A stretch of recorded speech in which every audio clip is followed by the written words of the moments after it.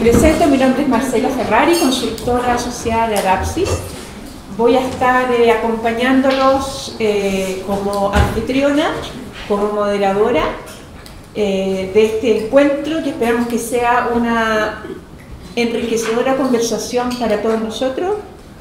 Tenemos una consultora asociada de lujo, que es la Paula, que nos va a compartir todo lo que hemos recogido, analizado, dado vuelta respecto de los hallazgos que tenemos de este segundo estudio de diversidad e inclusión, que tiene algunas cosas que nos parecen muy interesantes de poder conversar con ustedes.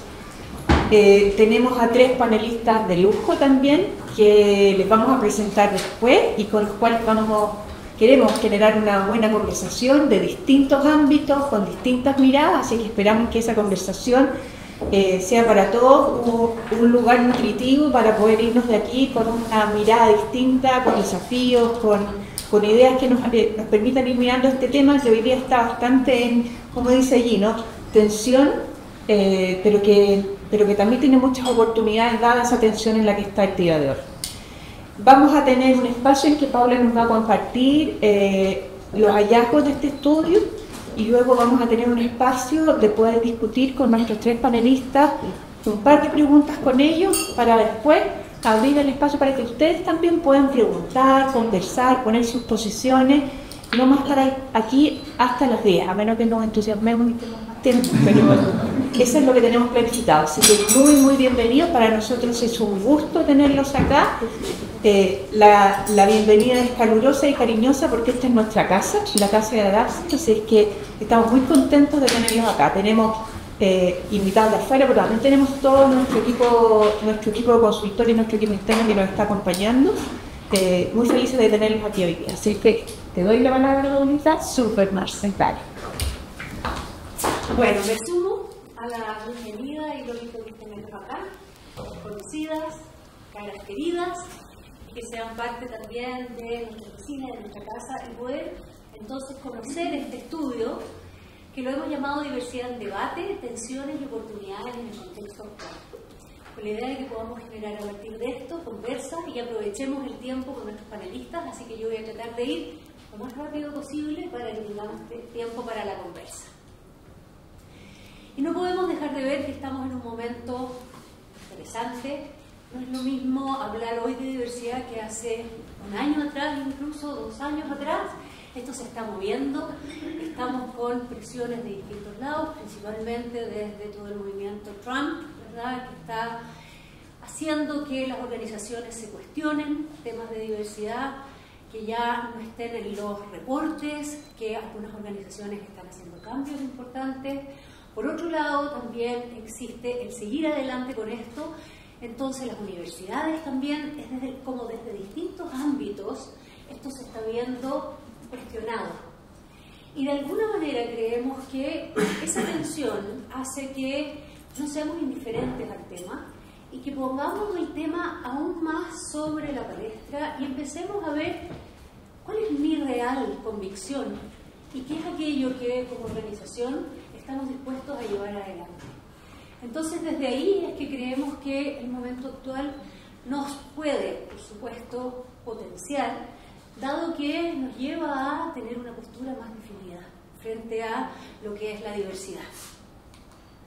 Quisimos traer esta frase de Simone de Beauvoir, y ella dijo: no olvidéis jamás que bastará una crisis política, económica o religiosa para que los derechos de las mujeres vuelvan a ser cuestionados. Estos derechos nunca se dan por adquiridos, debéis permanecer vigilantes toda vuestra vida. Esto fue en los años 50, ¿verdad? Hoy en día podemos hablar de la diversidad, porque si la diversidad de género avanza, avanzan las demás diversidades. Y si es que en esos años, ¿verdad?, ella planteó esto, estamos de alguna manera en sintonía con lo que puede estar pasando hoy en torno a lo que son las distintas minorías. El modelo teórico que hemos desarrollado busca qué entendemos nosotros por inclusión de la diversidad. Y bueno, la diversidad existe, todos tenemos distintos géneros, distintas edades, distintas etnias, ¿verdad? distintas orientaciones sexuales. Entonces se refiere a la variedad o serie de características que hacen que las personas sean diferentes y por lo tanto únicas. Pero la inclusión es la capacidad de una organización de alcanzar esa participación activa de todos sus miembros en la creación de valor. La inclusión es una opción. La inclusión requiere intención. La diversidad existe per se. Pero ¿qué hacemos con la diversidad? ¿Y cómo podemos coexistir con la diversidad? Es la gran labor que tiene la inclusión de esa diversidad. Y hemos desarrollado este modelo, existen más modelos, ¿verdad?, que también miden la inclusión de la diversidad en distintos niveles, y está también relacionado con lo que tiene que ver con niveles de conciencia o niveles de madurez. En temas como este, que son temas adaptativos, ¿verdad?, donde las personas van haciendo cambios en creencias, cambios en conductas, cambios en comportamientos, se va avanzando en los niveles de conciencia y se va avanzando en los niveles de madurez que tiene una organización y también el nivel de conciencia que tienen las personas. Y hemos desarrollado estos 4 niveles para poder ir viendo los niveles de madurez, donde el primer nivel es la mirada desde lo legal y se refiere al cumplimiento de leyes obligatorias en torno a discriminación y abuso contra las minorías, que va a un porcentaje ahí de 60, y es el primer nivel, que nos va a hablar de cosas, por ejemplo, como la presencia de sala cuna, el 1% de discapacidad, luego todo lo que tiene que ver con los sistemas para poder reportar el que haya maltrato, los sistemas de reporte, o sea, todo lo que es básico en torno a la mirada desde lo legal y que las organizaciones de alguna manera están presionadas a llevarlo adelante. Luego viene un siguiente nivel, que es el nivel 2, que es la mirada desde la igualdad. Y este nivel, que tiene un rango más amplio, es el nivel 2, que va del 60 al 80, y nos habla de la composición de una fuerza de trabajo diversa que permita garantizar la paridad, pero que no necesariamente tiene una gestión de la diversidad. Entonces, aquí vamos a tener las cuotas, aquí vamos a tener también todo lo que tiene que ver con lo que implica la selección libre, transparente, con claridad y transparencia de los criterios para esa selección, intentar que esta igualdad y la paridad esté también en los salarios, ¿verdad?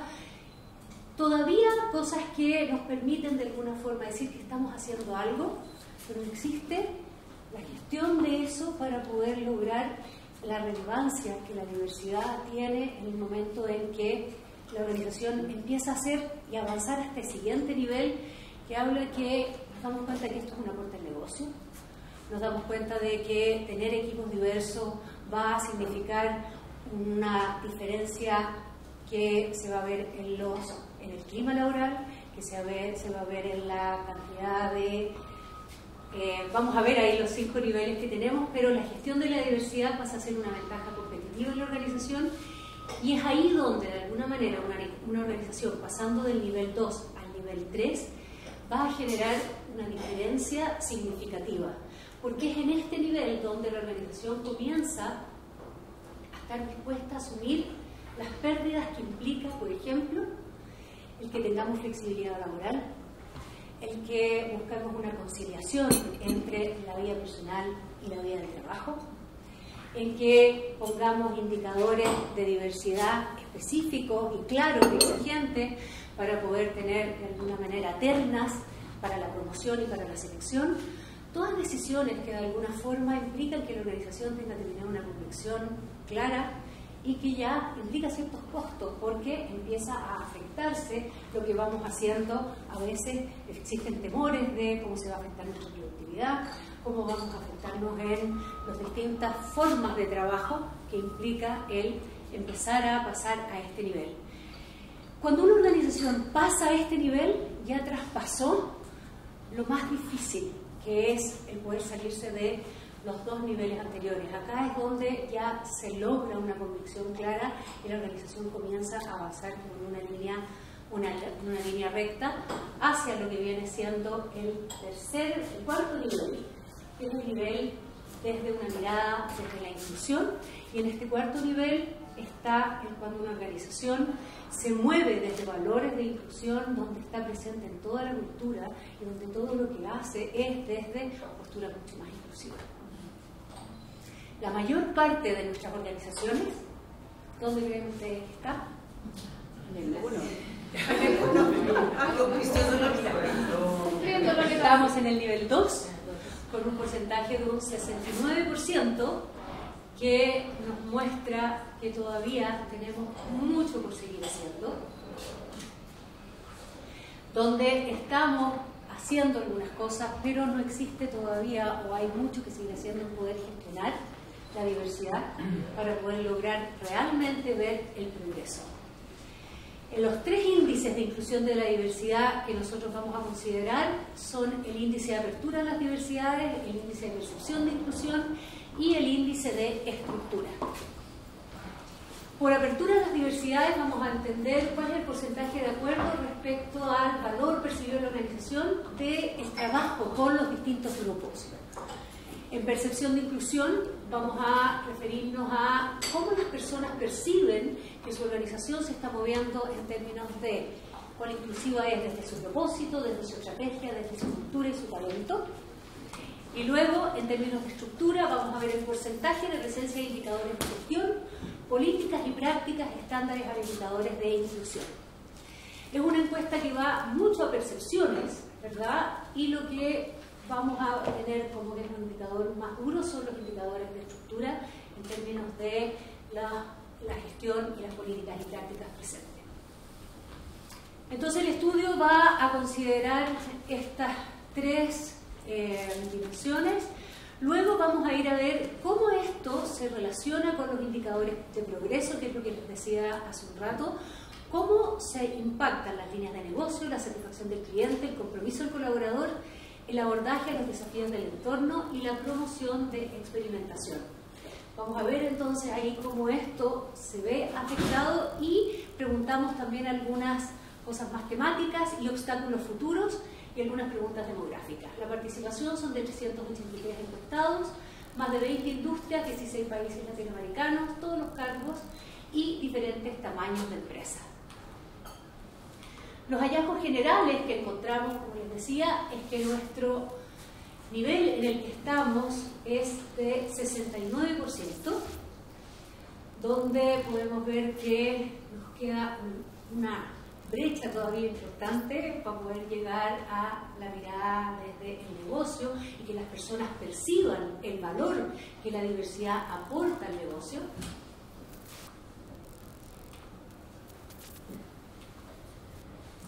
Y en relación con los 3 índices de madurez, podemos ver que el que se ve más afectado es la estructura, la percepción y la presencia de los habilitadores desde una estructura. En relación con percepción de inclusión estamos en 68, y la que avanza un poquito más es la apertura a las diversidades, lo que nos podría permitir interpretar que, de alguna forma, lo que tiene que ver más con el individuo, con lo que las personas hacen, con la apertura que las personas tienen al trabajar con otros, está más potenciado, pero al momento de percibir lo que las organizaciones hacen, todavía existe en la percepción de las personas una brecha importante. O sea, yo avanzo en mi capacidad para trabajar con otros, avanzo en mis propios sesgos quizás y en una apertura, pero en lo demás todavía existe una brecha significativa. En el comparativo de años, el 2023 y el 2024, podemos ver que existe una leve baja en relación a los avances, donde nuevamente es estructura la que está un poquito más bajo, manteniéndose la apertura a las diversidades, y la percepción de inclusión en la diversidad un poquito más bajo. O sea, se mantiene una tendencia con una leve baja en la estructura significativa, un poquito más significativa. Índice de nivel de madurez en inclusión de la diversidad por industrias.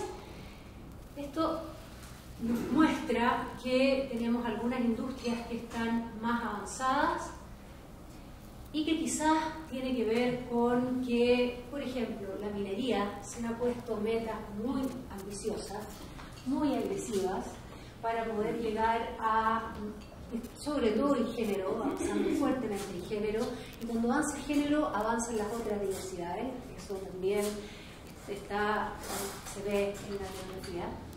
Entonces me da mucho gusto ver el que minería desde una línea tan básica, tan baja, ha logrado avanzar hasta poder llegar al nivel 3. Luego tenemos asesorías y servicios, también en un alto nivel. Tenemos salud, tenemos la banca más bajita, ¿verdad? Y tenemos hoy día nuestros panelistas que son parte de estas industrias que nos pueden aportar también desde ahí, lo cual no quiere decir que sus organizaciones estén ahí. Ustedes pueden ser benchmark para la industria, ¿ya? Pero sí sería interesante poder mirar esto. Construcción e inmobiliaria también muy bajito, la construcción está muy atrás en relación a lo que está haciendo en el rubro. Todavía existen organizaciones muy jerárquicas, muy masculinizadas, con muy bajo porcentaje de mujeres en su dotación. Entonces, si eso está ocurriendo, es muy difícil entrar a la diversidad. O sea, existe incluso una descalificación un poquito del mundo que está representado en la diversidad. Algunas conclusiones desde estos datos.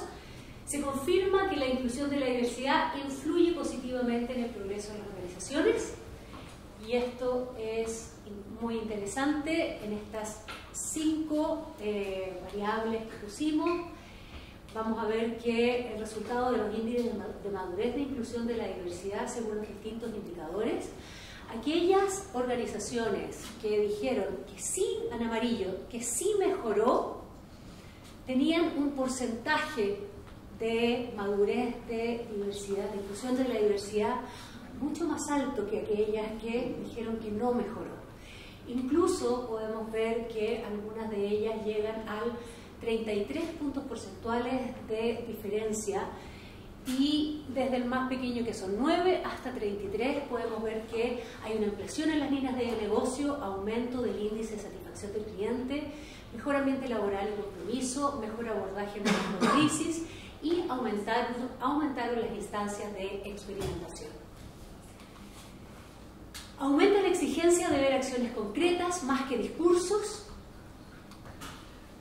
Y aquí podemos ver que, si bien las jefaturas promueven formas de trabajo para garantizar el aporte, las empresas, las personas pueden expresar sus ideas en los distintos contextos, y la organización, las personas asumen cargos de mayor responsabilidad, están dentro de rangos más cercanos al nivel 3, pero lo que tiene que ver con la organización, se entiende la capacidad como una forma de agregar valor, la diversidad como una forma de agregar valor, lo tenemos bajito, y también dentro de los objetivos de la organización se encuentran esfuerzos explícitos por integrar la diversidad.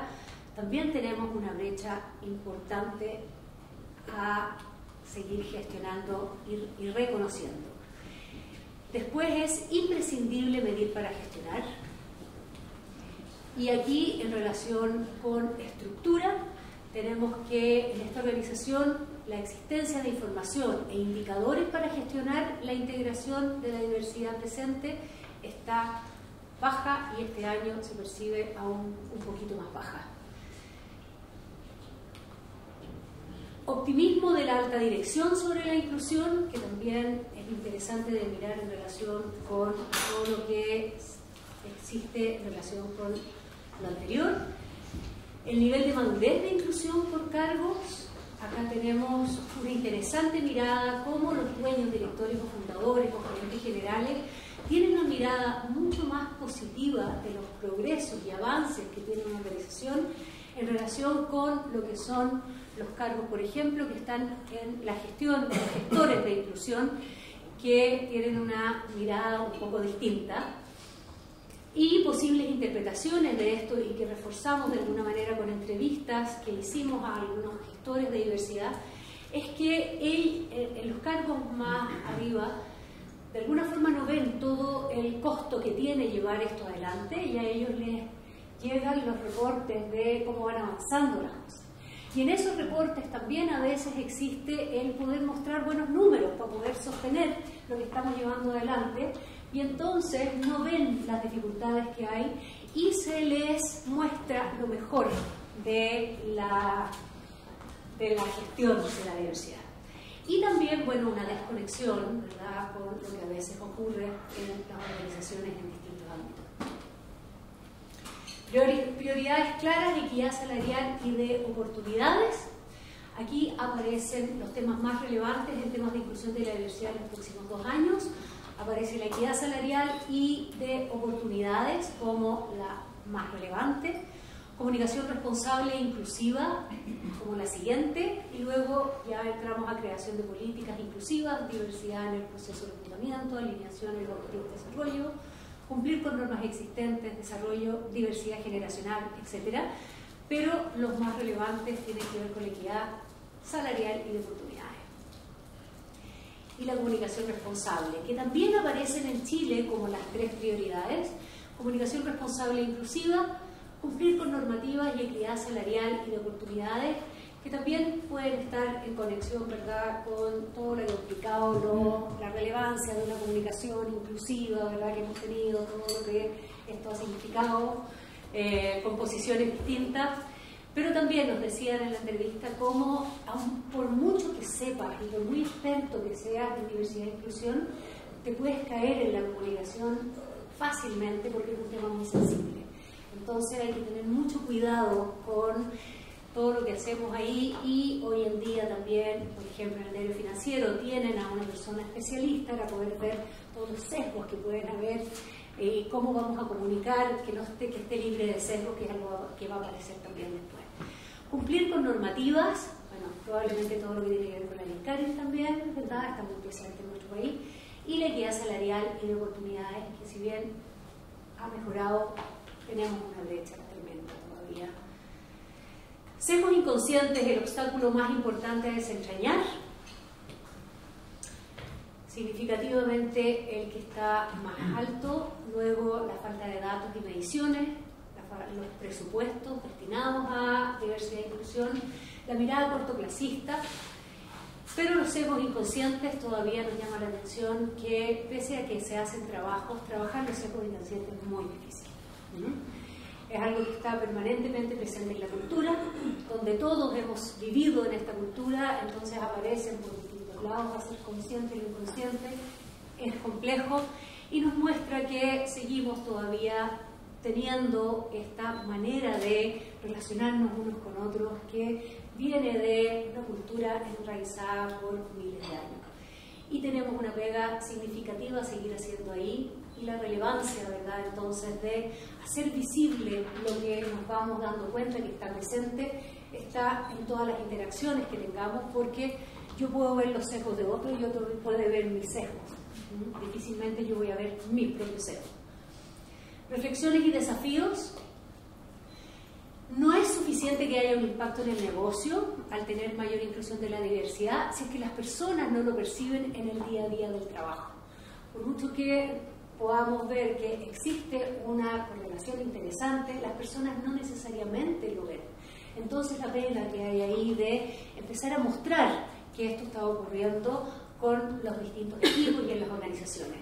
Después la relevancia del rol de los liderazgos, de visibilizar el impacto y contarlo con el propósito que da sentido a la diversidad e inclusión en las organizaciones, porque acá hay un propósito importante. No basta solamente que las líneas de negocio se vean afectadas positivamente, sino que también que podamos conectarlo con un propósito mayor, un propósito social, un propósito que nos mueve a todos. Lo que no se gestiona no avanza, ser rigurosos en los indicadores, intentando tener una mirada además de impacto y no solo de reportar lo que estamos llevando adelante, sino que cuál es el impacto que está teniendo en nuestra organización. Hay industrias que están siendo referentes, dispuestas a vivir las pérdidas de la inclusión de la diversidad, mostrando convicción para avanzar. Esas industrias empezar a poder mostrar mejor lo que están haciendo, empezar a tener conversatorios, empezar a ver qué es aquello que hemos tenido que vivir para poder llegar a donde estamos y acompañar a otras. Y los sesgos inconscientes que siguen siendo la mayor barrera, mostrando la relevancia de una cultura que habitamos todos por miles de años. ¿Existe una oportunidad?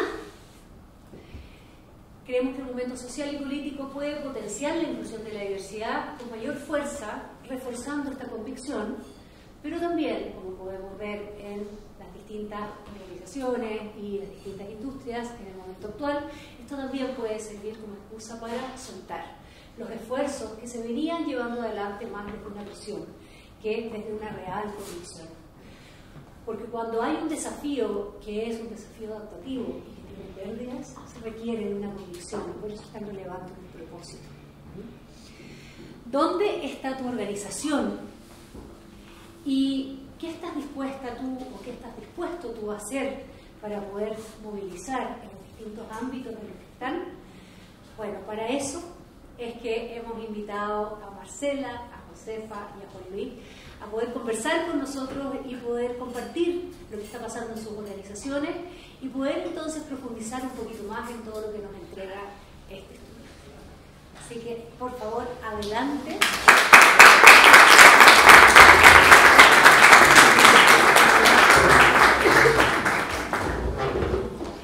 Muchas gracias por haber aceptado nuestra invitación, Marce,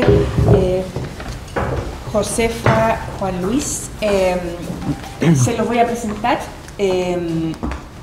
Voy a partir por la Marce. La Marce, voy a leerlo porque Marce Jiménez, psicóloga de la Pontificia Universidad Católica de Chile, con un diplomado en Dirección de Recursos Humanos en la Ortivalle. Desde el 2016, gerente corporativo de personas, y desde el 2022 también lidera sustentabilidad en el Banco Itaú, ¿sí? Además, desde el 2025 suma la responsabilidad del área de marketing. Sí. Ha ocupado roles de liderazgo en Corbanca y Banco de Chile, en gestión de talento y consultoría. Y como ustedes vieron acá, una de las industrias que salía más bajita era la industria financiera. No es el caso de ella, porque la trajimos a este panel porque justamente dentro de lo que han hecho en Itaú hay muchas cosas que sería interesante poder compartir. Así que muy bienvenida, Marce. Juan Luis Moreno, ingeniero comercial de la Universidad Católica también, MBA de la London Business School, con 9 años en la H, un cliente muy querido por nosotros. Actualmente lidera la organización, impulsando la prevención, la gestión del talento y la cooperación público-privada para fortalecer la seguridad social y mejorar el acceso a la salud, que tiene muchísimo que ver con el tema de la equidad y el acceso efectivamente a un servicio que es tan básico como ese. Y tenemos una mirada distinta que quisimos traerla, que a veces la escuchamos poco, que es la mirada académica, que es la Josefa Aguirre, profesora asistente de Economía de la Pontificia Universidad Católica de Chile, doctorada en Economía y Educación por la Universidad de Columbia, investigadora en microeconomía aplicada, aborda temas de educación, mercado laboral y diversidad con impacto en políticas públicas. Y vamos a partir, bueno, le agradecemos a la Paula la presentación. Esta presentación que les vamos a compartir daría para mucho más poder profundizar, pero queremos partir haciéndoles a cada uno de ustedes una pregunta específica desde su expertise en relación con aquello que apareció en este hallazgo. Y la primera es para la Marce, ¿ya? Y según el estudio Marce, había una disminución en la percepción de inclusión y en la valoración que hacen las organizaciones para promover inclusión y diversidad. Ustedes lo han hecho bastante bien en ese espacio. Desde tu rol, ¿qué crees tú que desde tu rol, qué acciones concretas pueden tomar las empresas para revertir esto que podría ser una cierta tendencia a que la percepción fuese vista como menos prioritaria y que los esfuerzos no tuviesen el impacto que esperamos que tengan dentro de las organizaciones? Hola, muchas gracias por la invitación. Yo creo que la diversidad no es una moda. Y yo creo que en ese sentido, en la medida en que se ve mucho como una moda en ciertas empresas o todo, evidentemente si cambian los vientos es más fácil cambiar de moda. Y yo creo que es un proceso largo, porque hay que volver a educarse, romper un montón de paradigmas, un montón de sesgos que uno igual va a seguir teniendo. Y por lo tanto es un proceso largo, no es que tampoco uno decida como empresa que va a ser diverso e inclusivo y que al día siguiente va a ser diverso e inclusivo. Yo creo que es un proceso súper continuo y que hay que tratar de ser consistente. Y yo creo que influye mucho, en el caso nuestro por lo menos, que fuera muy de arriba. ¿En qué sentido? En que, por ejemplo, el banco en Brasil, cuando tiene una cultura que yo la encuentro maravillosa y que uno de sus pilares es queremos diversidad e inclusión. Y cuando tú tienes una empresa que declara y que no es que digan me gusta la diversidad y la inclusión, queremos. Por lo tanto, es un concepto súper distinto, porque es algo que queremos, porque queremos ser tan diversos como nuestros clientes. Y en nuestros clientes hay mujeres, hay hombres, hay extranjeros, hay jóvenes, hay más edad, hay gay, hay de todo. Y por lo tanto, ¿cómo nosotros no vamos a ser capaces de entender a nuestros clientes como ellos son? Y cuando viene esa mirada tan de arriba, tan del CEO, tan del comité ejecutivo, tan desde la cultura, evidentemente se empieza a alinear harto en cuanto a indicadores, en cuanto a métrica, en cuanto a sensibilizar, en cuanto a tener espacios de discusión, porque además, y hacer renuncias, porque lo que también uno dice, o sea, yo de verdad, yo amo la cultura de Itaú, la encuentro maravillosa, pero por ejemplo cuando uno hace las entrevistas, le digo, ¿sabes que esta cultura no es para todos? Y tiene sus exclusiones, y yo prefiero ser súper abierta con las personas, porque a lo mejor no van a estar todos como siendo súper abiertos, y no se trata de irse a un extremo, pero es que yo quiero respetar, yo quiero un espacio seguro para todos, quiero que cada uno dé su mejor versión, y esa mejor versión es que cada uno, si va vestido como quiere, nosotros vamos vestidos un poco como queremos, tenemos las plantas abiertas, y que favorecen más la colaboración. Está el tema de que ojalá no todos estudiemos en la misma universidad, porque evidentemente al pensar distinto, se da que te hacen distintas provocaciones, se da que favorecer la creatividad, que ojalá haya extranjeros, que, o sea, yo en primer choque cultural en Chile, los brasileños que a uno nunca le preguntaron del colegio que salió, obviamente, porque ¿qué les va a importar a ellos? Entonces, un montón de cosas que para uno operan en piloto automático, y por lo tanto cuando empezáis a hacer eso, pero es un proceso de años, y es un proceso además de muchas conversaciones y de muchas discusiones incluso dentro de la organización. O sea, yo me acuerdo que en un minuto, por el tema de comunidad LGBT, nosotros mandamos un mail por el mes del orgullo, hace un par de años, y una persona nos mandó de vuelta, ¿sabes que a lo mejor esta empresa no es para mí porque yo no estoy preparada que me anden diciendo esas cosas? Y yo encontré maravilloso que alguien se atreva a mandarte un mail cuando son 4.600, 5.000 personas, y que alguien te diga eso y se cuestione si esta empresa debiera ser para todos, o sea, y por lo tanto debiera ser para todos en el sentido que cada uno esté cómodo, cada uno se sienta seguro, y generar esos espacios de conversación, porque yo creo que ahí también va lo que dice la Paula, que cuando uno lo aterriza a lo individual, aterriza a que no son solo las mujeres, porque los hombres tienen mamá, tienen hijas, tienen hermanas, tienen señoras, y por lo tanto uno lo empieza a ver en su realidad, o uno empieza a entender que cuando le regala el Lego al niñito y le regala la Barbie a la mujer, seguís potenciando que los hombres sean más fuertes en habilidades matemáticas. Es transversal, es para todo. Oye, Marce, pero y al interior de la organización, tú como, desde tu experiencia, 2 o 3 cosas que tú decís que son claves para sostener este tema y lograr los avances que ustedes han logrado, ¿qué dirías? Yo creo que ponerse meta, de verdad, y explícitas y públicas y todo. O sea, y por ejemplo, claro, en la banca, y que fome salir tan bajo, pero evidentemente la banca es súper tradicional. Entonces, y en un minuto a mí me decían, no, pero si más del 50% de las mujeres son mujeres en la banca, claro, secretaria, asistente, sí, claro, obvio, pero en posiciones de liderazgo, en la pirámide no. Ok, entonces por ejemplo nosotros tenemos 52% mujeres versus hombres, pero a nivel de mujeres jefaturas teníamos menos del 40-41. Dijimos, ¿sabéis que ok? Nosotros deberíamos llegar al 50, o sea, por un tema de mujeres inteligentes, hombres inteligentes, talento, desempeño, ya, al menos el 45.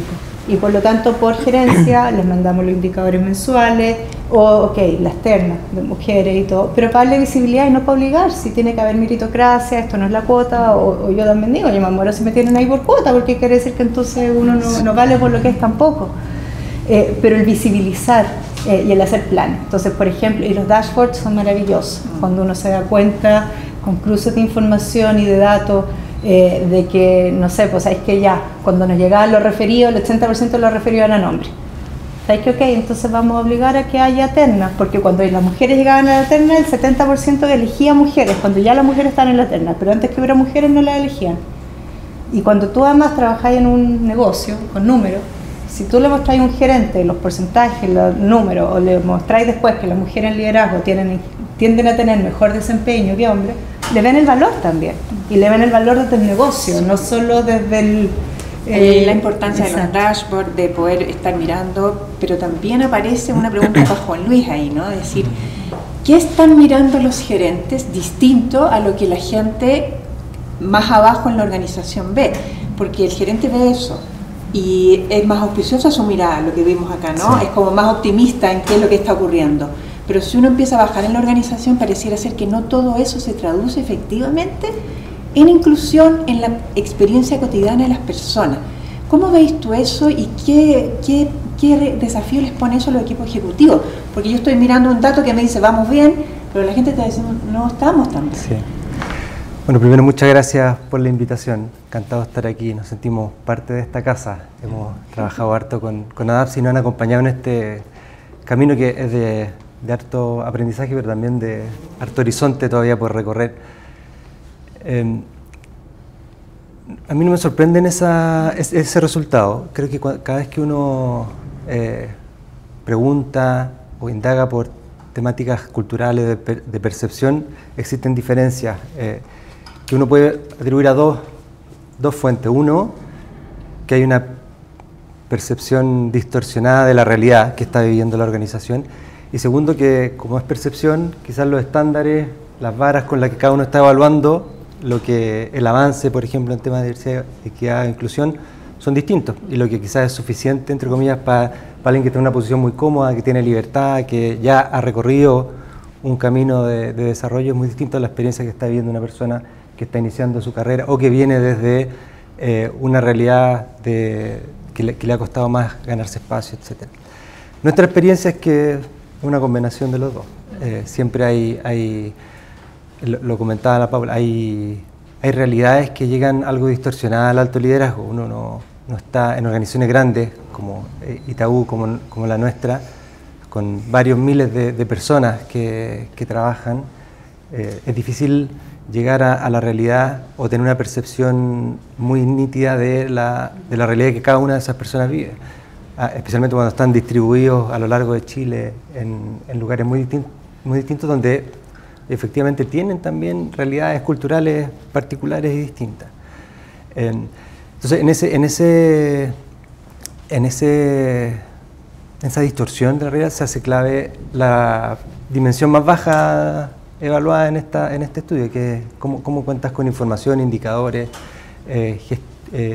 gestión para tener una mejor percepción de lo que está pasando. Pero por otra parte también muchas veces lo que nosotros desde los espacios de liderazgo impulsamos, creemos que está avanzando o creemos que es suficiente o creemos que se hace cargo de las demandas de la gente y muchas veces no necesariamente es así. Y ahí la conexión con lo que está pasando, los grupos de afinidad, apoyarse en instituciones que han avanzado en esto también a nosotros nos ha ayudado mucho. La experiencia va a ir ecualizando esto y llevándolo al menos a una vara común.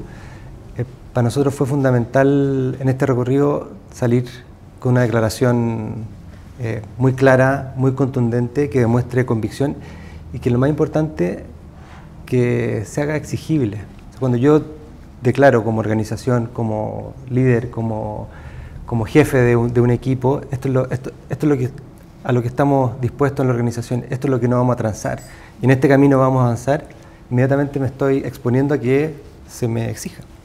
Y eso ha sido bien importante para nosotros. Nosotros partimos en el 2018 con una declaración que muchas veces corren el riesgo de quedar pintada en las paredes, en la entrada del edificio, pero nosotros nos hemos desafiado a darle mucho sustento y contenido en el espacio de estructura, como hablamos de habilitadores organizacionales, como medimos también, cómo nos ponemos.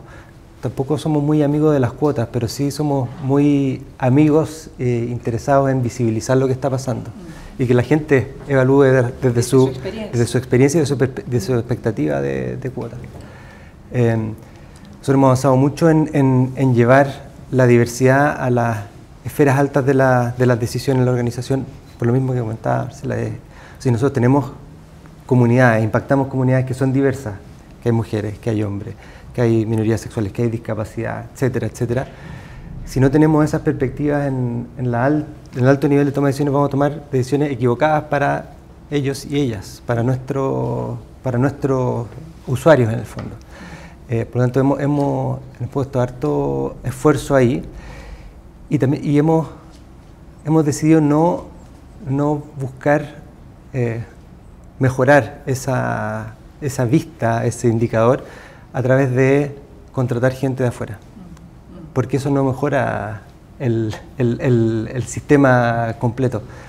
Nos hemos propuesto desarrollarlo internamente y poner mucho foco en cuáles son los espacios, las posibilidades, las oportunidades, las no discriminaciones que tienen las distintas personas que trabajan dentro para ocupar espacios de liderazgo. El año pasado, por primera vez en la historia del H, el 2024, cerramos que a nivel de gerentes y subgerentes hay más mujeres que hombres en la H, por primera vez en los 66 años de historia del H. ¿Es suficiente? Probablemente no. Tenemos que seguir progresando. Pero es un camino largo, como contaban recién, uno no declara algo y se cumple, sino que tiene que recorrer un camino de avances y también de retrocesos. Y creo solo para comentarte algo que desde mi perspectiva ha sido quizás lo más valioso como aprendizaje, es asumir que nos pasa un poco lo mismo cuando hablamos de seguridad, que todos declaramos que la seguridad es importante, que es lo que nosotros promovemos en nuestros clientes, pero uno le pregunta a los directores ¿cuánto tiempo le dedicas a la seguridad? ¿O cuánto capacitas a tu equipo para gestionar la seguridad?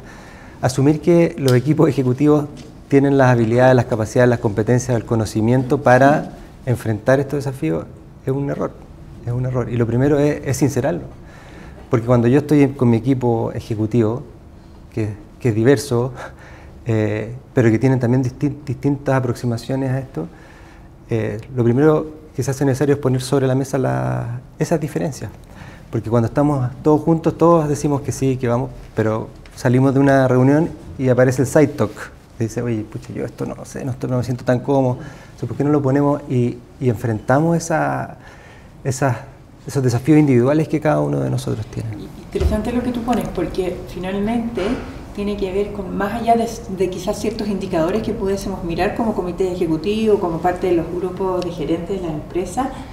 Yo no sé si aquí tenemos equipos de gestores de inclusión a la diversidad. Sí, tenemos. El del H. Estamos mirando, ¿sí? Que estamos informando, dónde estamos poniendo las mediciones. Quizás los indicadores podrían ir hacia otro lado. Estamos mostrando algo que realmente da cuenta de cambiar culturalmente ciertas cosas, o estamos mostrando indicadores que apalancan y facilitan, pero no estamos viendo si el impacto es o no es. Entonces creo que también, si aquí hay gente de esas áreas, sería interesante tomar ese desafío. ¿Qué mostramos, no? Sí. ¿Qué le mostramos a la alta dirección? Sí, más allá de las cuotas, que está perfecto, pero quizá hay que ir un poquito más allá.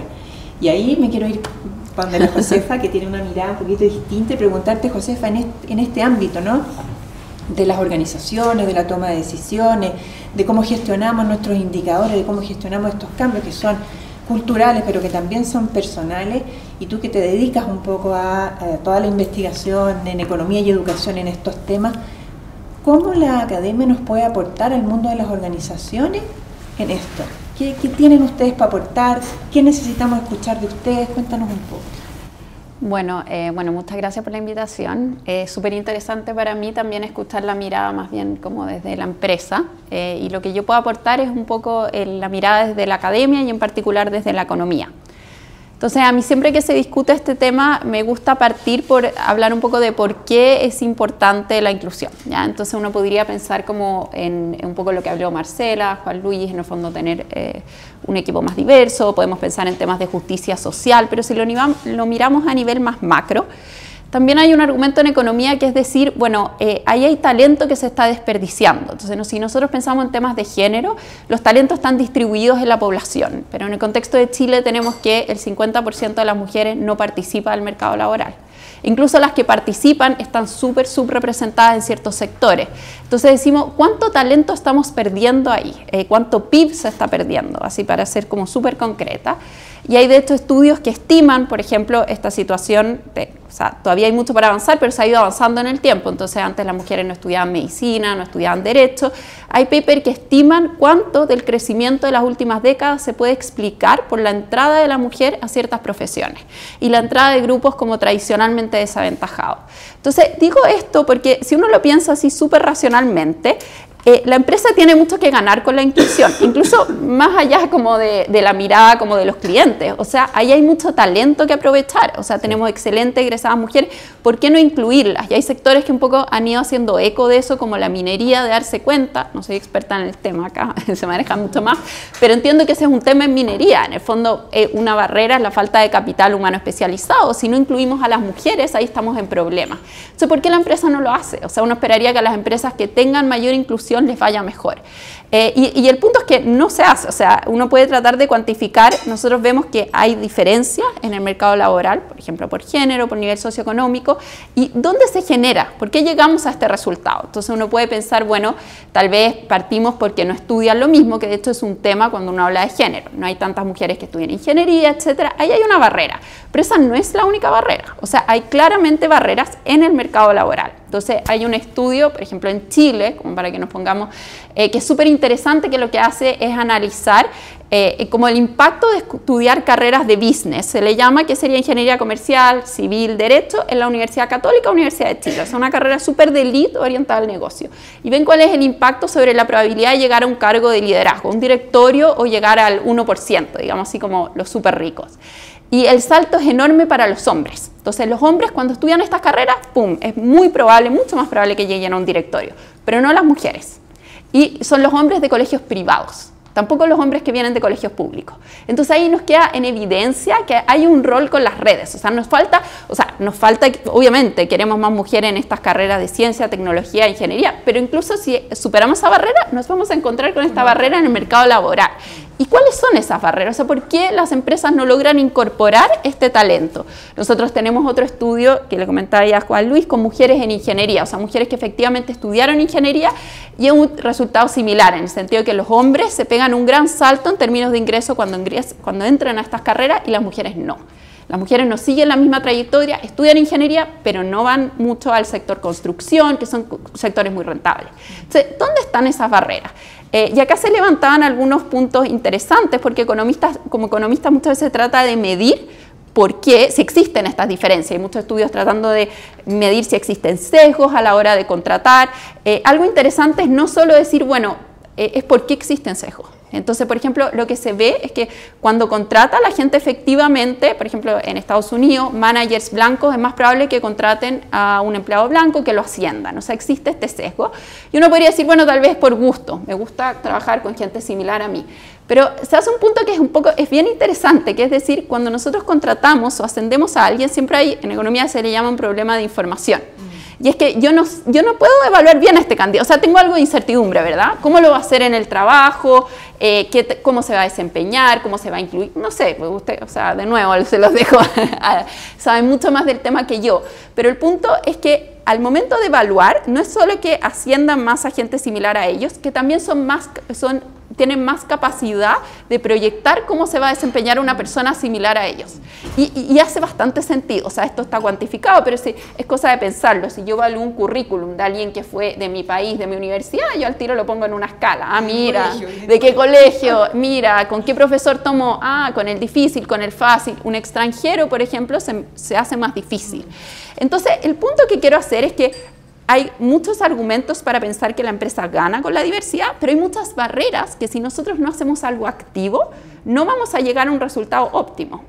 O sea, si nosotros no hacemos como políticas, como decía la Marce, activas, vamos a tender a estos ambientes segregados.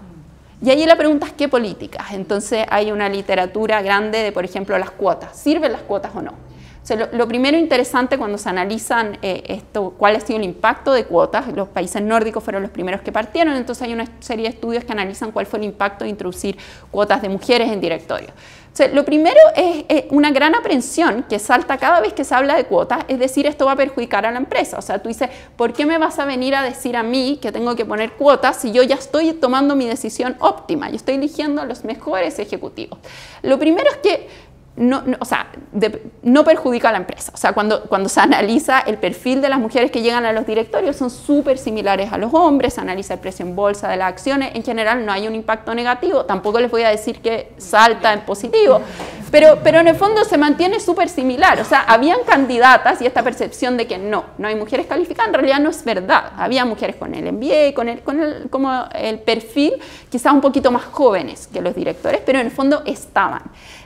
Siguiente es, bueno, pueden generar un cambio. En las políticas de cuotas la historia no es tan optimista, lamentablemente, como que no basta con solo poner a las mujeres ahí, no se ve cambios profundos, digamos que empiezan a llegar muchas mujeres a la empresa, no se ve mucho. Hay otros ejemplos de políticas más exitosas, por ejemplo, mujeres en sindicatos, y que tal vez tiene que ver con que el directorio está muy arriba, pero cuando se han puesto mujeres en sindicatos, hay un paper de Brasil súper interesante, que muestra que la empresa empieza a adoptar ciertas políticas que fomentan mayor inclusión. Si es género, es diversidad, o sea, es flexibilidad, que lo mencionaron ustedes. Entonces, sí hay un costo. Ellos dicen que el costo para la empresa no es demasiado alto y que hay ciertas políticas que pueden fomentar, por ejemplo, la flexibilidad y que rápidamente hace que empiecen a llegar más mujeres a la organización. Entonces, en la medida que uno fuerza este tipo de política, efectivamente puede tener este resultado positivo, en que sin un costo demasiado alto para la organización se logra que lleguen más mujeres. Y es interesante, no me quiero alargar tanto, pero a veces, por ejemplo, en el tema de género, aquí la piedra de tope es la maternidad y la flexibilidad. Y la pregunta es cómo uno genera cambios. Entonces hay historias de éxito en que el cambio viene desde arriba, digamos, como decíamos, estas mujeres en sindicatos que van cambiando la cultura de una organización. A nivel de industria, la química y farmacia en Estados Unidos, que cambió su estructura con las grandes empresas y se volvió un trabajo más flexible y de pronto empezaron a entrar las mujeres a química y farmacia. Y a veces el cambio viene desde abajo. Especialidades en medicina, o sea, aquí empezaron a estudiar más mujeres pediatría y empezaron a cambiar un poco las reglas de cómo funcionaba la profesión. Entonces, el cambio puede venir, se pueden generar, claro. Súper interesante. Bueno, me quedo con la idea de que tenemos harta pega que hacer, ¿no? Porque lo que hemos avanzado es poco en relación a lo que podría ser de un mundo organizacional más equitativo, con más talento, con más aprovechamiento de los potenciales, con más impacto en la sociedad, etc. Quisiera como abrir, sí, un espacio para si tienen preguntas, en general. Allá por allá parece que hay una pregunta, cuéntanos quién eres para poder... Hola, soy Valeria Cox, soy directora de Fundación Más y socia de una headhunter internacional de Stanton. Y quería preguntarle un poco a Juan Luis y a la Marcela. Me toca liderar para nuestras oficinas de Latinoamérica la práctica de diversidad e inclusión.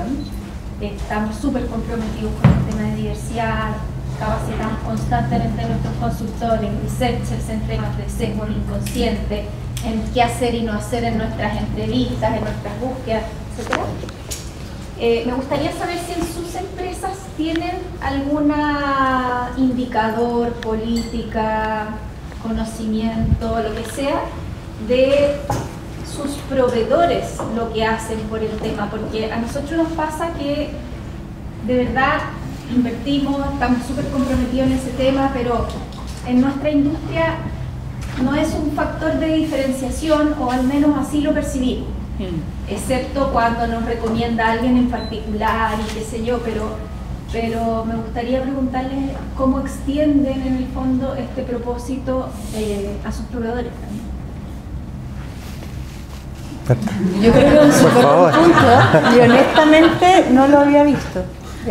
Porque efectivamente como que hay tanto para hacer y uno se queda como tan adentro en todo lo que tiene que hacer y que evidentemente uno tiene un montón de políticas de proveedor en relación a la ética, a otros temas, pero por ejemplo, exacto, ahí sí y todo, pero por ejemplo en esto voy a llegar a verlo con mi equipo, porque honestamente, ahora yo creo que esa es la gracia, que hay tanto por hacer que todo lo que uno hace igual siempre falta, pero creo que es súper relevante porque además un poco tomando lo que tú decís, va forzando un poco también a que obligáis a que por lo menos sabes que si tú tienes ciertas certificaciones, ciertas cosas, podéis trabajar conmigo, si no, no.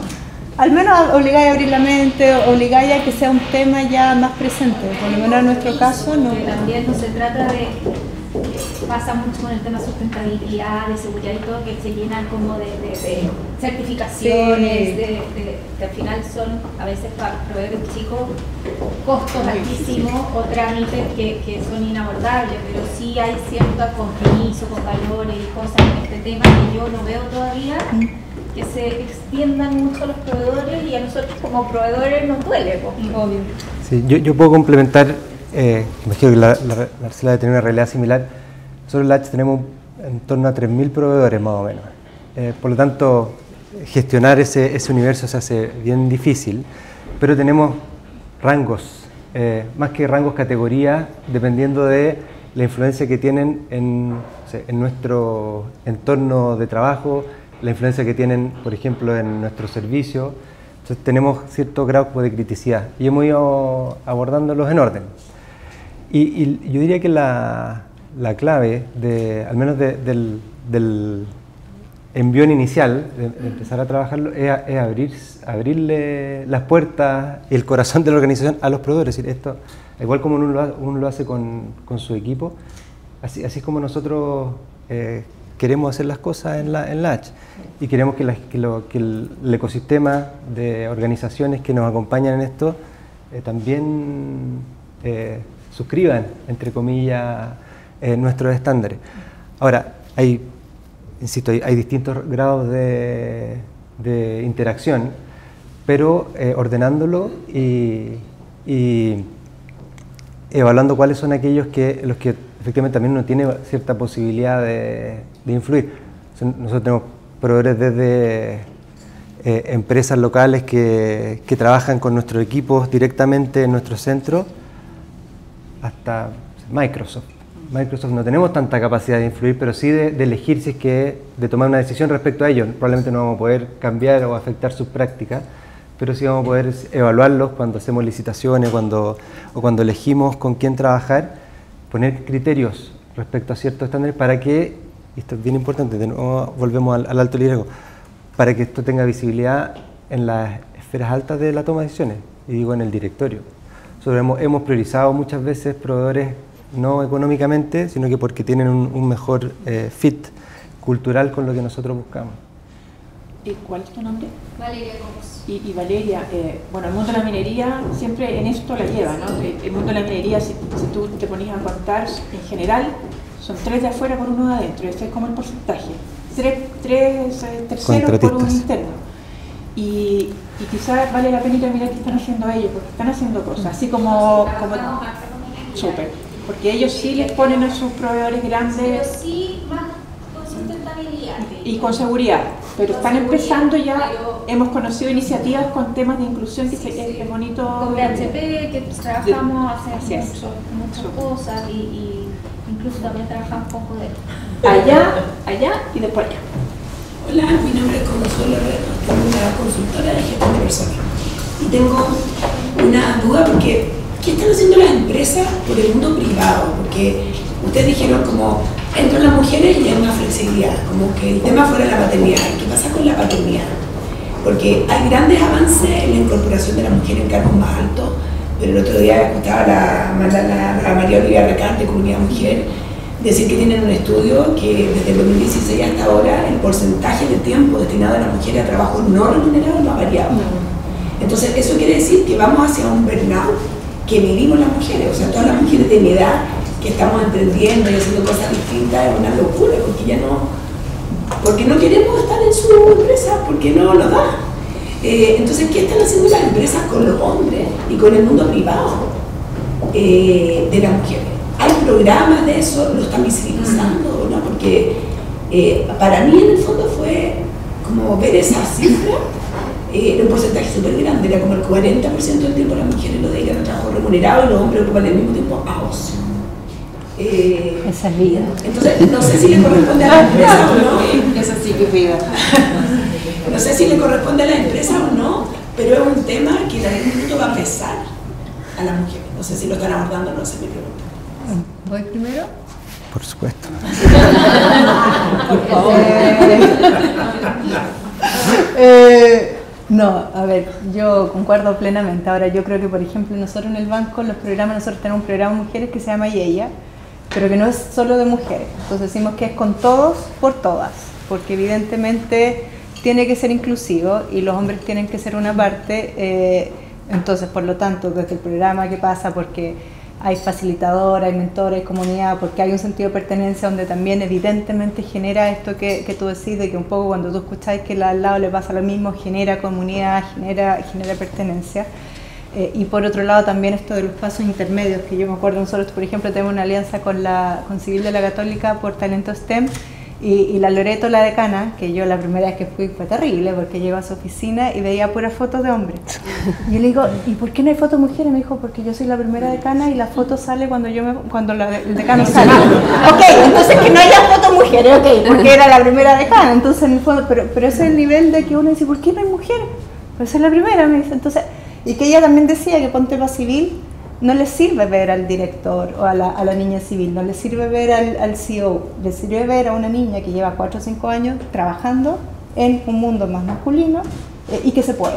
Entonces, por ejemplo, nosotros tenemos programas de mentoría de ejecutivas del banco, que son ingenieras civiles, no psicólogas, para que sean equivalentes, con alumnas de ingeniería civil de la Católica, porque el nivel de deserción cuando entran a trabajar es mayor que el de los hombres.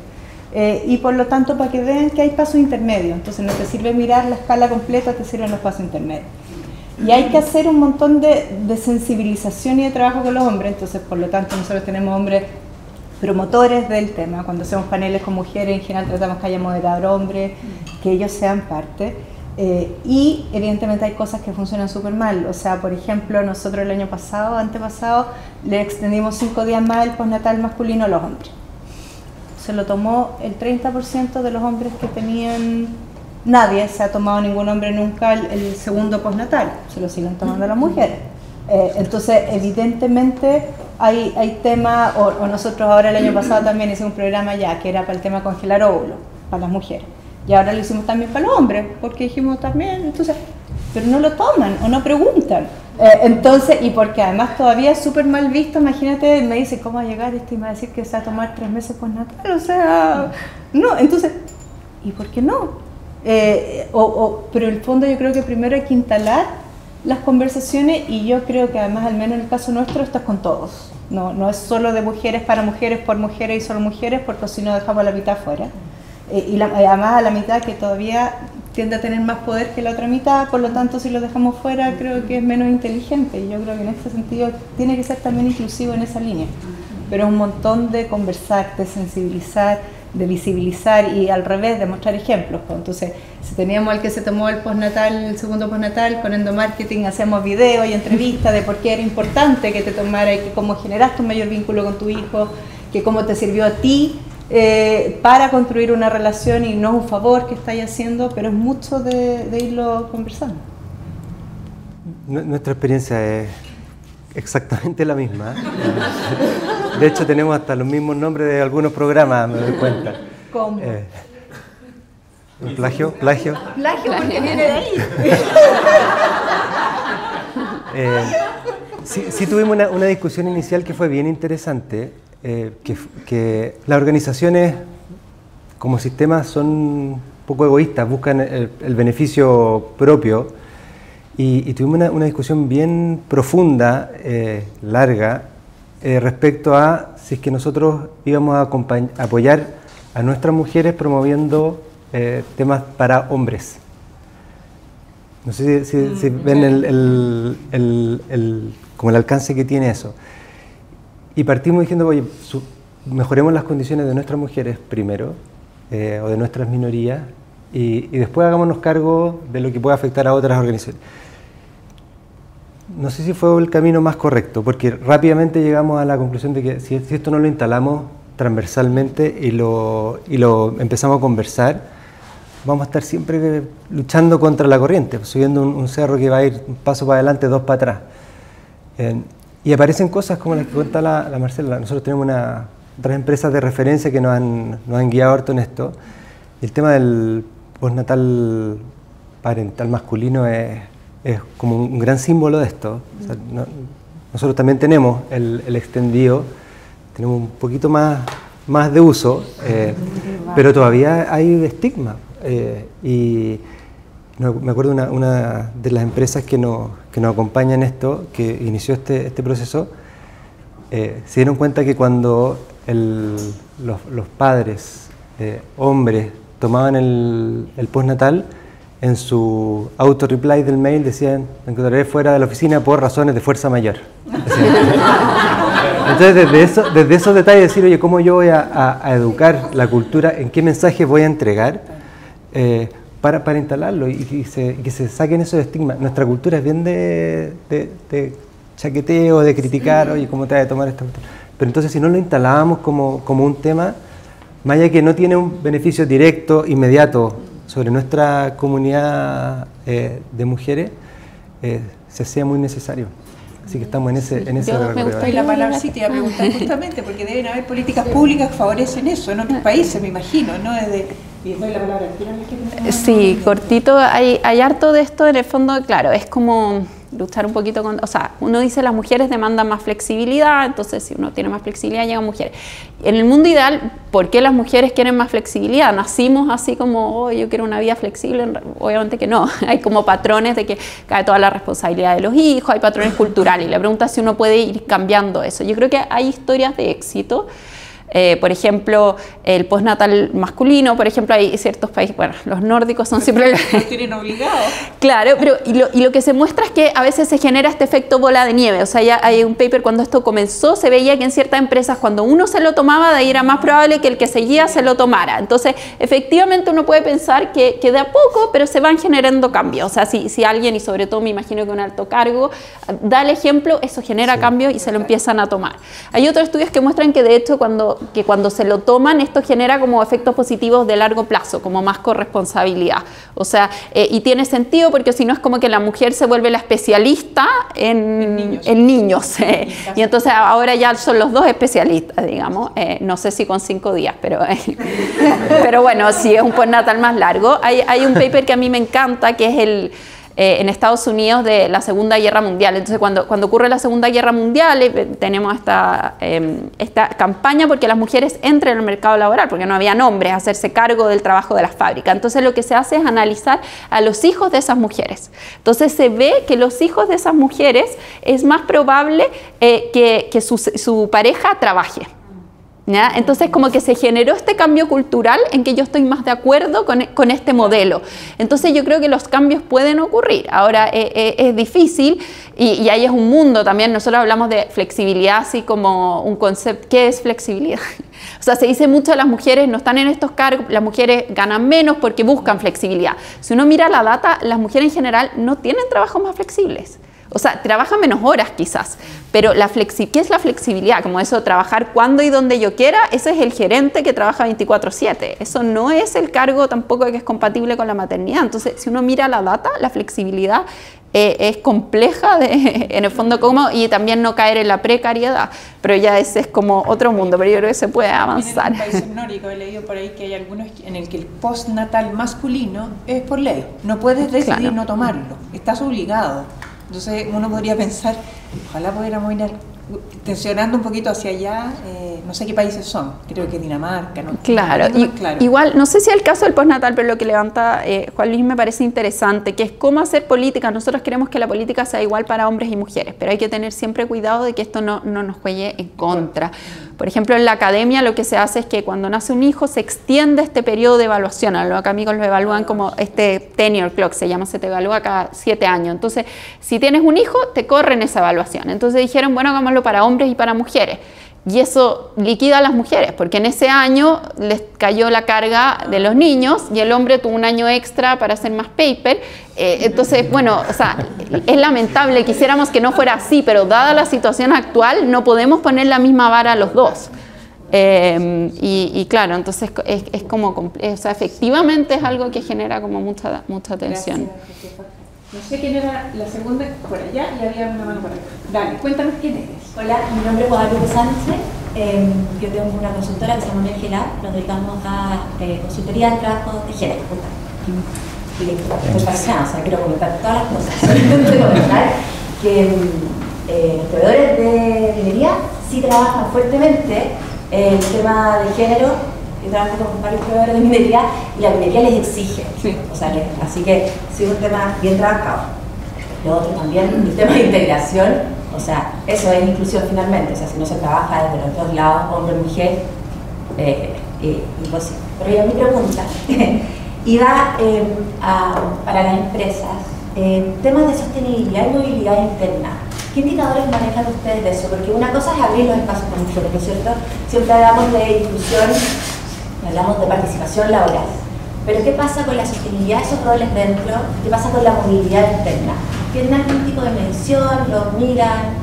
¿Qué hacen un poco eso? Para nosotros ha sido más fácil la movilidad interna, de hecho, que traer mujeres de afuera, por ejemplo, a posiciones específicas, sea tecnología, tesorería u otra, porque con la movilidad interna te permite prepararla, te permite hacer diagnósticos, tenéis la evaluación de desempeño del todo, así programas de capacitación, vaya acompañando, como más una empresa que tiene más sensibilidad de esto, entiende. Yo me encanta el concepto de flexibilidad, porque nosotros decimos modelo de trabajo híbrido, no, es flexible. Si uno tiene que llevar al hijo al doctor, puede llevarlo, y si me tengo que quedar hasta más tarde, me quedo. Y uno en ciertos cargos, obvios, tenemos por ejemplo un banco de horas. Yo apelo a que en las distintas sucursales y todo, porque uno tenga que llevar al hijo al médico, no tenga que ingresar 2 horas de banco de horas, pero yo ahí también apelo a que, por ejemplo, en mi caso, el gerente minorista y yo entrevistamos siempre a cada jefe que vamos a nombrar en la red de sucursal, y para mí eso es súper relevante porque es el rayado de cancha completo, de qué es lo que espero de cada uno, y que sean gerentes de recursos humanos, por ejemplo, en las sucursales, y que el rol es que la sucursal es completa, el área comercial y el área de operaciones, y que uno saluda desde el aseo hasta el vigilante a otro, y que si alguien no tiene que ir al doctor, no me ingresé al banco de horas, eso es como humanitario, ¿me entendí? Entonces, pero es un tema que uno, si tiene 700 jefaturas, que es lo que tú decías, es imposible llegar a todo, entonces hay que hacerlo de esta manera. Y yo creo que además el mundo actual, ponte el tema virtual, Teams, todo te permite mucho más tener espacios más masivos de conversación y todo.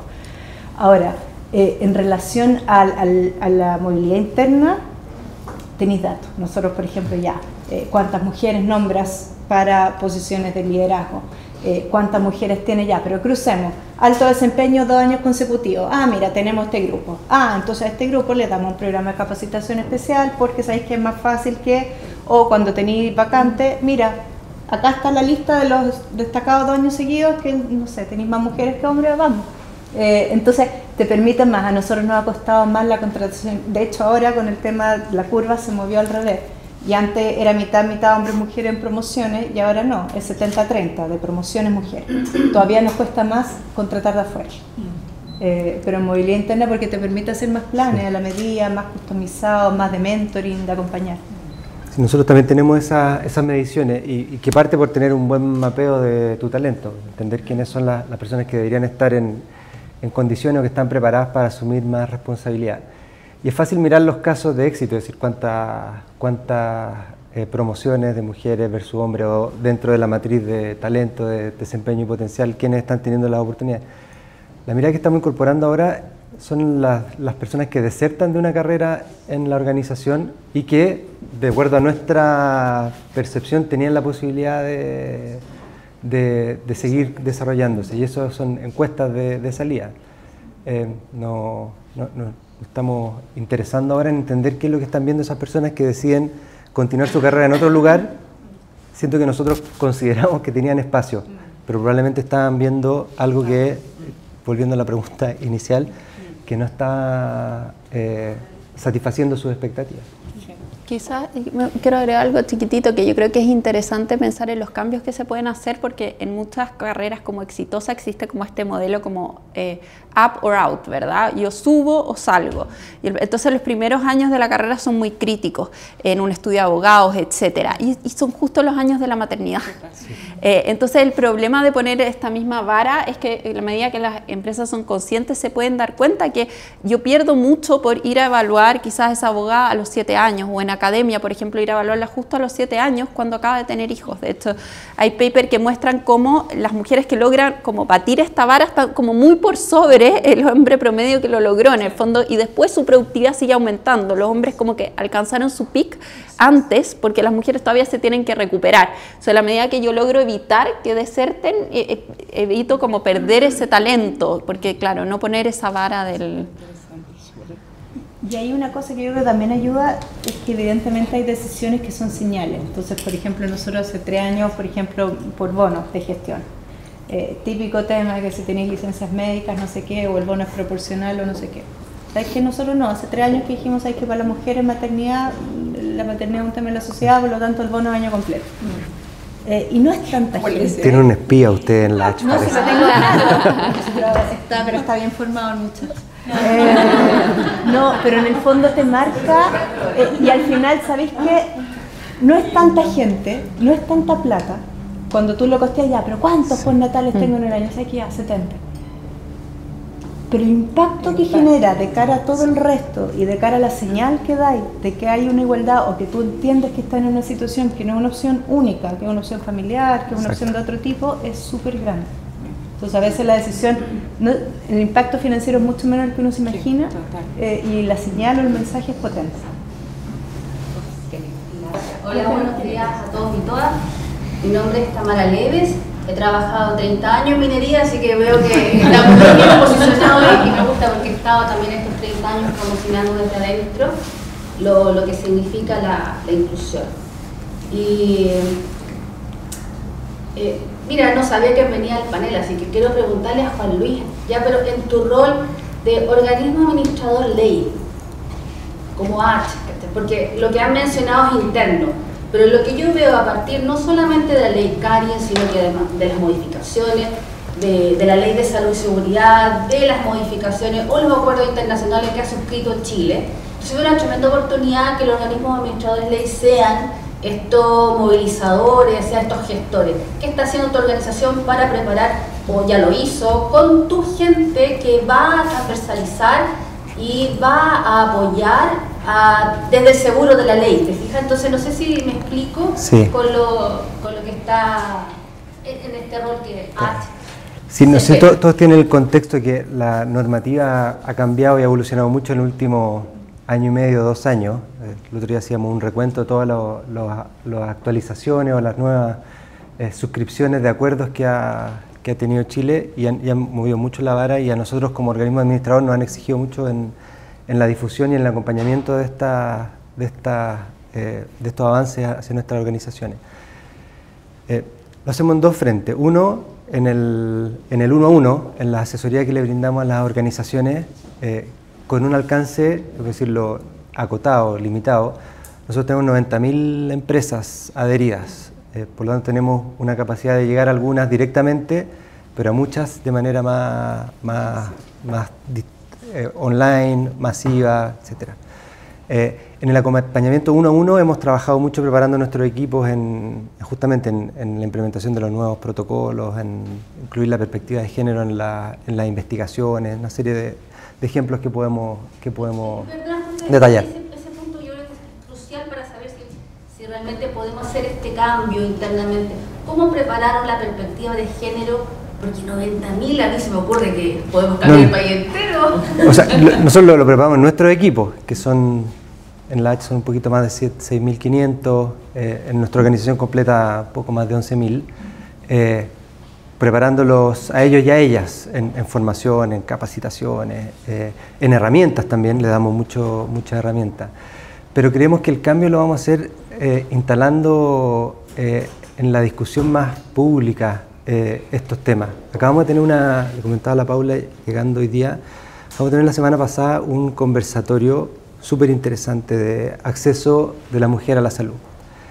Y nos aliamos hoy con McKinsey y con nuestros datos y pusimos sobre la mesa las verdades incómodas, las cosas que no necesariamente queremos mirar y que han estado ahí, que están perjudicando severamente el acceso a la salud de las mujeres hoy día. Solo para darles un dato, nosotros llevamos adelante masivamente una encuesta que evalúa el riesgo psicosocial a través de un instrumento que evalúa si es que tenemos centros de trabajo con riesgo bajo, medio o alto. El 20% de los centros de trabajo que nosotros evaluamos, que son varios miles, tienen un riesgo medio o alto, o sea, condiciones que te podrían enfermar. Ahora, lo curioso, cuando uno mira la composición de las personas que trabajan en esos centros, el 17% de los hombres que trabajan en un centro de trabajo con riesgo medio o alto. En las mujeres un 30%. Entonces visibilizar eso, decir, oye, tenemos 1/3 de las mujeres expuestas a entornos de trabajo más nocivos, entre comillas, que los hombres, el tipo de debate, de información que queremos poner sobre la mesa para concientizar. La gran dificultad que tenemos nosotros, igual que en cualquier tema que implica cambios culturales, es instalar la relevancia, la importancia y la prioridad dentro de las organizaciones de hacerse cargo de esto. Y creemos que así, a través de la discusión pública, de influir en la política también, en cómo se aterrizan estas circulares, que los que trabajan en personas, imagino que han sufrido durante el último año, en cómo ajustar todos los procedimientos a las realidades y a los problemas reales, es la forma en que creemos una de las formas, creo la más efectiva que podemos impulsar. Hoy estamos requete pasado, está muy buena la conversa. Lo vamos a dejar hasta acá. Les agradecemos enormemente su presencia a ustedes y la presencia y la conversación a ustedes. Las personas que se quieran quedar a seguir conversando, bienvenidas sean, no los vamos a echar, todo lo contrario. Pero si alguien tiene que retirarse, también está en libertad de hacerlo. Les damos un aplauso a nuestro...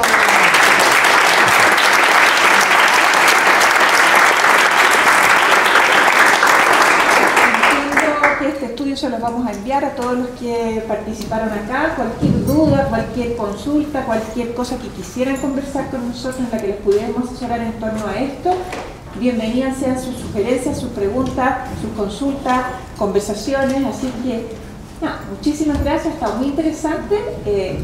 Insisto, el que quiera seguir conversando, seguir compartiendo práctica, un cafecito, un sanguchito, muy bienvenido. Así que muchísimas gracias. Gracias.